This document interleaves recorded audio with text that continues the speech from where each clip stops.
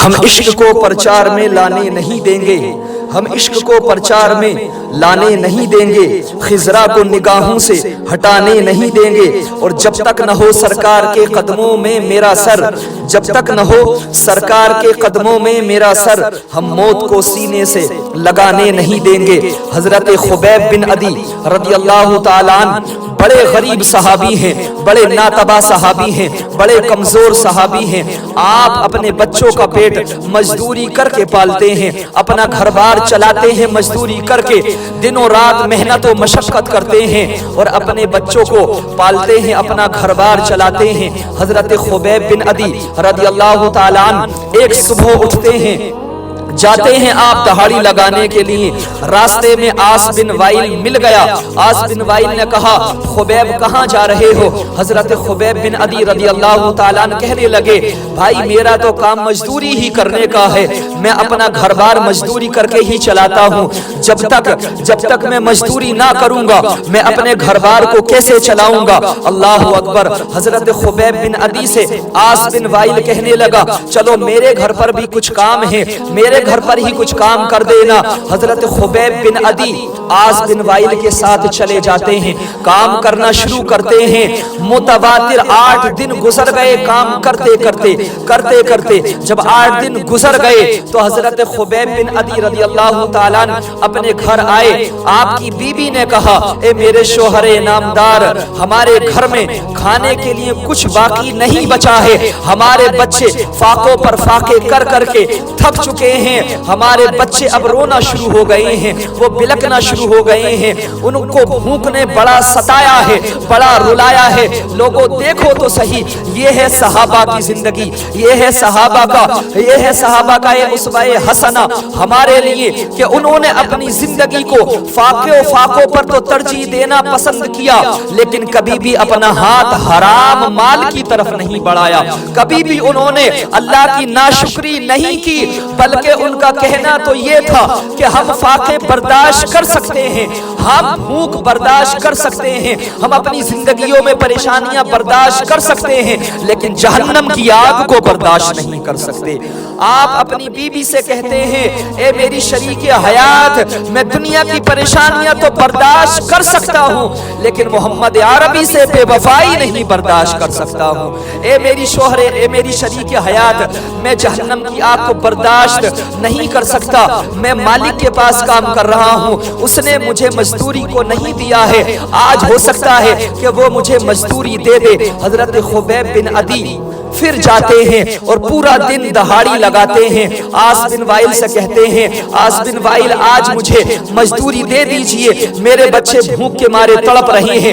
میرے گھر میں اناج ختم ہو گیا ہے۔ آج تو لوگوں کے گھروں میں کئی من اناج رکھے ہوئے ہوتے ہیں اور کئی غذائیں کھانے کی موجود ہیں، لیکن انسان کا پھر بھی یہ نفس نہیں بھرتا، آج پھر بھی انسان حرام کمانے پر تلا ہوا ہے، حلال کمانے کی طرف کو ہماری کوئی نیت نہیں رہی۔ صحابہ کی زندگی کا ذرا یہ نمونہ دیکھو کہ انہوں نے کھاتے برداشت کیے، انہوں نے بھوکوں کو برداشت کیا، لیکن کبھی بھی اپنے ہاتھوں کو حرام مال کی طرف نہیں بڑھایا۔ ان کا کہنا یہی تھا کہ لوگوں یاد رکھو کہ تمہیں فاقے برداشت کرنے پڑے تو کر لینا، تمہارے بچے بھوک پیاس کی وجہ سے بلکتے ہیں، سکتے ہیں، تڑپتے ہیں، روتے ہیں تو رونے دینا، لیکن اپنے آپ کو کبھی حرام مال کی طرف لے جانا مت، کبھی بھی آپ اپنے آپ کو حرام کمانے پر نہ لگانا، کیونکہ آقا علیہ الصلوۃ والسلام نے فرمایا ہے کہ اے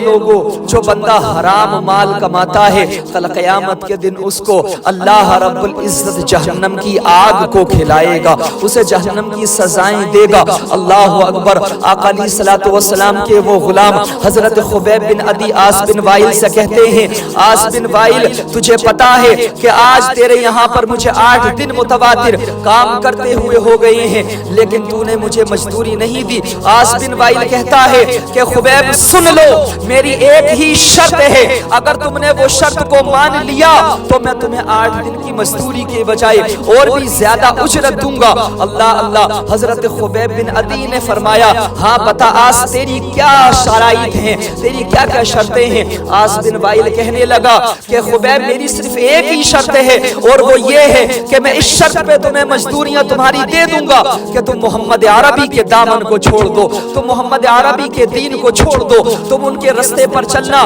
چھوڑ دو اور ہمارے مذہب میں شریک ہو جاؤ، تم ہمارے راستے پر چلنا شروع کر دو، تم جتنی اجرت چاہو گے میں تمہیں دینے کے لیے تیار ہو جاؤں گا۔ اللہ اکبر۔ حضرت خبیب بن عدی نے اپنی آنکھوں کو جھکایا، اپنے وجود کو جھکایا اور آس بن وائل کے گھر سے نکل آئے۔ راستے میں ایک صحابی ملے، عرض کی اے خبیب کہاں سے آ رہے ہو؟ حضرت خبیب نے فرمایا اے میرے نبی کے غلام سن لو، میں آس بن وائل کے پاس مزدوری کیا کرتا تھا، 8 دن مزدوری کرتے ہوئے ہو گئے۔ آج آس بن وائل سے میں نے جب اپنے پیسوں کا مطالبہ کیا، جب میں نے اپنی مزدوری کا مطالبہ کیا تو اس نے مجھ سے کہا اے خبیب ایک ہی شرط ہے، میں اس شرط پر تمہیں مزدوری دے دوں گا۔ حضرت خبیب نے فرمایا اے میرے نبی کے صحابی سن لو، اس نے مجھ سے شرط یہ رکھی کہ تم اپنے نبی کو چھوڑ دو، میں تمہیں اور بھی زیادہ اجرت دے دوں گا۔ تو حضرت خبیب سے وہ صحابی رسول کہنے لگے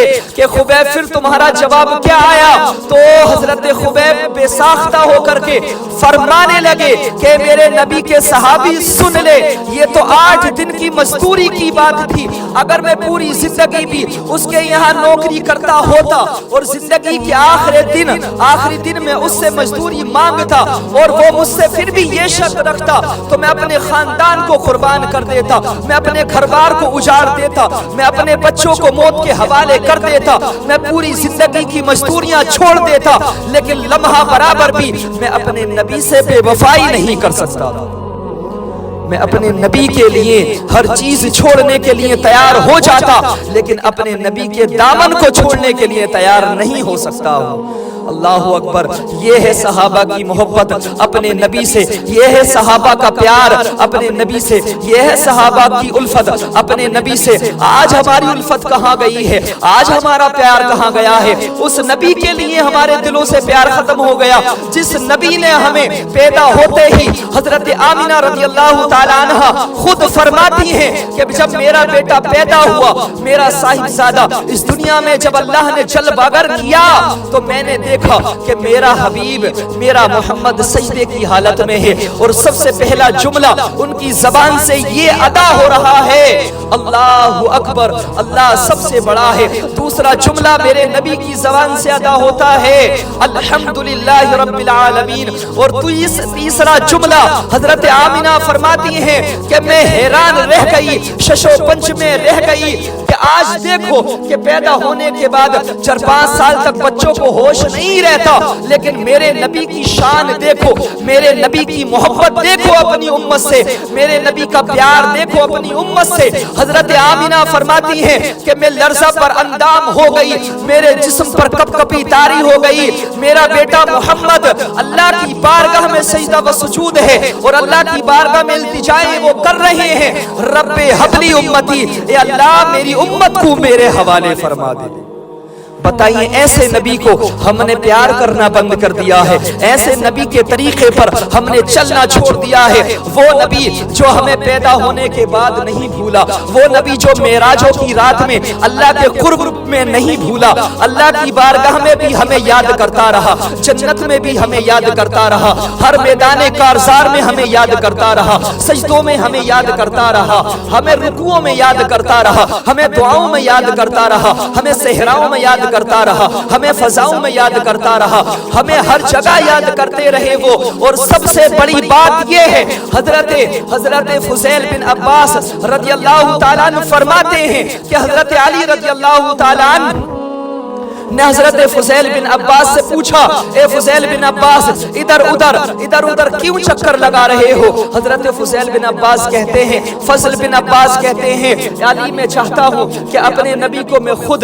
خود جا کر کے قبر مبارک میں اتاروں۔ حضرت فضل بن عباس رضی اللہ تعالیٰ عنہ قبر میں جاتے ہیں اور جانے کے بعد میں آپ نبی اکرم سید عالم صلی اللہ علیہ وسلم کے منہ سے کپڑے کو ہٹاتے ہیں۔ اللہ اکبر۔ آقا علیہ الصلوۃ والسلام کے چہرے مبارک سے جیسے ہی کپڑوں کو ہٹایا گیا، حضرت فضل بن عباس رضی اللہ تعالیٰ عنہ فرماتے ہیں کہ میں نے دیکھا کہ آقا علیہ الصلوۃ والسلام کے لب مبارک کچھ حرکت کر رہے ہیں۔ اللہ اکبر۔ حضرت فضل بن عباس کہتے ہیں کہ میں نے اپنے کانوں کو نبی کے لب مبارک پر رکھا، جیسے ہی میں نے رکھا نا تو میں نے سنا۔ حضرت علی فرماتے ہیں کہ میں نے فضل بن عباس سے پوچھا اے فضل بن عباس، جب تم نے اپنے نبی کے لبوں پر اپنے کانوں کو رکھا تو میرے نبی کیا فرما رہے تھے؟ اللہ اکبر۔ ایسی مثال کائنات عالم میں اللہ نے 1,24,000 کم و بیش انبیاء اس دنیا میں بھیجے ہیں، نہ اتنی محبت کرنے والا آدم سے لے کر عیسیٰ علیہ السلام آیا ہی نہیں جو اپنی امت سے اتنی محبت کرنے والا ہو، جو اتنی الفت رکھنے والا ہو، جو اتنی چاہت سے دل لگی کرنے والا ہو، جتنا کہ ہمارا نبی اپنی امت سے محبت فرمایا کرتے ہیں، جتنا کہ نبی اپنی امت سے پیار فرمایا کرتے ہیں۔ ایسا کوئی بھی نبی اللہ نے پیدا نہیں فرمایا کہ اتنی محبت کہ جتنی ہمارا نبی اپنی امت سے فرمایا کرتا ہے، کہ کوئی بھی نبی اتنی امت سے اپنی محبت نہیں کیا کرتا ہے۔ اللہ اکبر۔ حضرت علی فرماتے ہیں کہ بتاؤ فضل بن عباس تم نے کیا سنا؟ حضرت فضل بن عباس کہتے ہیں کہ علی کیا بتاؤں، جب میں نے اپنے کانوں کو اپنے نبی کے لب مبارک پر رکھا تو میرے نبی فرما رہے تھے رب حبلی امتی، رب حبلی امتی، اے اللہ میری امت کو میرے حوالے فرما دے۔ لاؤ ایسی کائنات میں جب سے اللہ نے دنیا کو پیدا فرمایا ہے کہ کوئی ایسی مثال ہو یا کوئی ایسا بندہ ہو جو محبت کرنے والا ہو، جو پیدا ہوتے ہی اپنے گھر والوں کو اور جو پیدا ہوتے ہی اپنوں کو یاد کرتا ہو، یا جو انتقال کے بعد میں ظاہری وصال کے بعد میں جو اپنے چاہنے والوں کو یاد کرتا ہو۔ پوری صبح قیامت نکل جائے گی، صبح قیامت آ جائے گی، اور جب سے دنیا پیدا ہوئی ہے یہ مثال نہ مل سکتی ہے اور نہ ملے گی، اس لیے کہ یہ شان صرف اللہ نے ہمارے حبیب پاک صلی اللہ علیہ وسلم ہی کو عطا فرمائی ہے۔ جاؤ تاریخ اٹھا کر کے دیکھو اور لاؤ حضرت آدم علیہ السلام سے لے کر جتنے بھی نبی آئے ہیں، کہ اگر کسی کی ایسی مثال ملی ہو کہ کوئی نبی ہے جو اپنی امت کے لیے اتنا رویا ہو، کوئی نبی ہے جو اپنی امت کے لیے اتنا گڑ گڑایا ہو اللہ رب العزت کی بارگاہ میں، اور اتنی مرتبہ اللہ رب العزت کی بارگاہ میں روئے ہیں کہ 40 سے زائد مرتبہ خود اللہ رب العزت کو حضرت جبریل علیہ السلام کو بھیجنا پڑا اور کہا اور فرمایا کہ جاؤ میرے حبیب سے فرما دو کہ وہ اتنا نہ رویا کریں، وہ جس کو چاہیں گے اللہ ان کے صدقے میں انہیں جنت عطا فرماتا چلا جائے گا۔ آپ بتائیں اتنی محبت، اتنی چاہت جس جو نبی ہم سے کرتا ہو، آج ہم نے اسی نبی کو چھوڑ دیا ہے، اسی نبی کے دامن کو چھوڑ دیا ہے۔ حضرت خبیب بن عدی کو دیکھو کہ انہوں نے کس قدر مثال قائم کر دی کہ لوگوں سب کچھ چھٹ سکتا ہے، سب کچھ برداشت ہو سکتا ہے، لیکن نبی سے بے وفائی برداشت نہیں ہو سکتی ہے۔ سودا نہ کریں گے ہم، ایمانہ بیچیں گے، ناموس رسالت پر ہم دنیا کو ہلا دیں گے، اور سرکار کی عزت پر مرنا ہے ہمیں لوگوں، سرکار کی عزت پر مرنا ہے ہمیں لوگوں، یہ وعدہ ہمارا ہے، سب کچھ ہی لٹا دیں گے۔ حضرت خبیب بن عدی نے یہ بات ثابت کر دی کہ اپنے نبی کے لیے جان دینا پڑے تو دے دینا، اپنے نبی کے لیے گھر بار قربان کرنا پڑے تو کر دینا، اپنے نبی کی خاطر اپنے بچوں کو قربان کرنا پڑے تو کر دینا، اپنے نبی کی خاطر اپنے بچوں کو بھوکا پیاسا رکھنا پڑے تو رکھ لینا، لیکن اپنے نبی سے لمحہ برابر بھی بے وفائی نہ کرنا۔ لذت عشق کی شناسائی چاہیے یا رسول اللہ، آپ کے در کی گدائی چاہیے، آپ کے نام پر مچلا کروں، چوما کروں، رسوا ہو جاؤں، مجھے زمانے کی عزت نہیں، بس ایسی